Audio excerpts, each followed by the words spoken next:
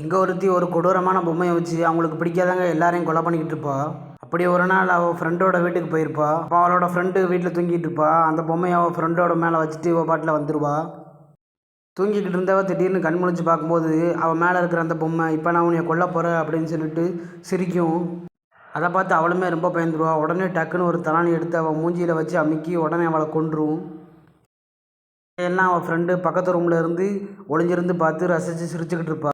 அதுக்கப்புறம் வீட்டுக்கு வந்ததுக்கப்புறம் அந்த பொம்மையை ஒரு கூண்டுக்குள்ளே போட்டு அந்த பொம்மைக்கு ஒரு பொம்பளை பொம்மையும் அவள் பரிசாக கொடுப்பா.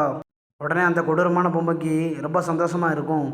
தனக்கும் ஒரு ஜோடி வந்துருச்சு அப்படின்னு சொல்லிட்டு அது ரொம்ப மகிழ்ச்சியோட இருக்கும்.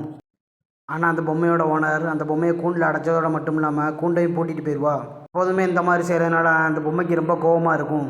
அன்றைக்கும் அதே மாதிரி அந்த 2 பொம்மையை உள்ளே வச்சு பூட்டும்போது அந்த பொம்மை என்னை நீ கூண்டுக்குள்ளே வச்சுருக்க, எனக்கு பிடிக்கல, என்னை திறந்து விடு அப்படின்னு சொல்லும்.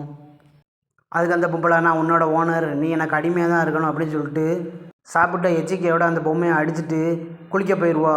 உடனே இந்த பொம்மைக்கு ரொம்ப கோபமாயிரும்.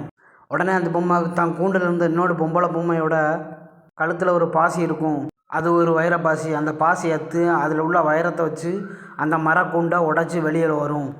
வெளியில் வந்த பொம்மை ரொம்ப கோவமாக நீ என்னையவா அடிமையாக இருக்கன்னு சொல்கிற அப்படின்னு சொல்லிட்டு தான் ஓனரையே கொல்றதுக்காக கத்தியை தேடி எடுக்கும்.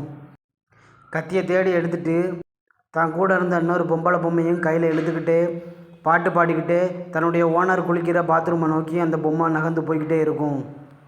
ரொம்ப கோவத்தோடு அந்த பொம்மை வேகமாக முன்னோக்கி போகும். பாத்ரூம் கதவை திறந்த உடனே தான் முதலாளி உள்ளே குளிச்சுக்கிட்டு இருக்க பார்த்து உடனே கத்தி எடுத்து அந்த பொம்மை குத்த வருது. இதை பார்த்து உடனே அந்த ஓனர் அந்த பொம்மையை எத்தி மீச்சிடுறா. எத்தி மீச்சது மட்டும் இல்லாமல் கோவத்தோடு கத்துறா.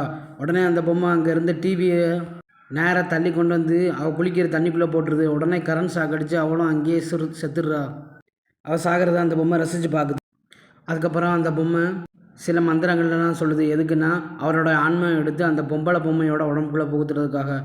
அது நினச்ச மாதிரியே அந்த ஆன்மாவை எடுத்து பக்கத்தில் இருக்க பொம்பளை பொம்மைக்குள்ளே செலுத்துது. உடனே அவளுடைய ஆன்மா அந்த பொம்பளை பொம்மைக்குள்ளே வந்துடுது. அந்த பொம்பளை பொம்மைக்கும் உடனே உயிர் வந்து எந்திரிச்சு நம்மளுக்கு உயிர் வந்துருச்சு அப்படின்னு சொல்லிட்டு பார்க்குது. இதை பக்கத்தில் இருக்க அந்த பொம்மையும் ரொம்ப சந்தோஷமாக பார்க்குது. இப்போ நம்ம 2 பேரும் சேர்ந்து எல்லாரையும் கொள்ளலாம், வா போகலாம் அப்படின்னு சொல்லிட்டு 2 பேரும் ஜோடியாக கிளம்புறாங்க.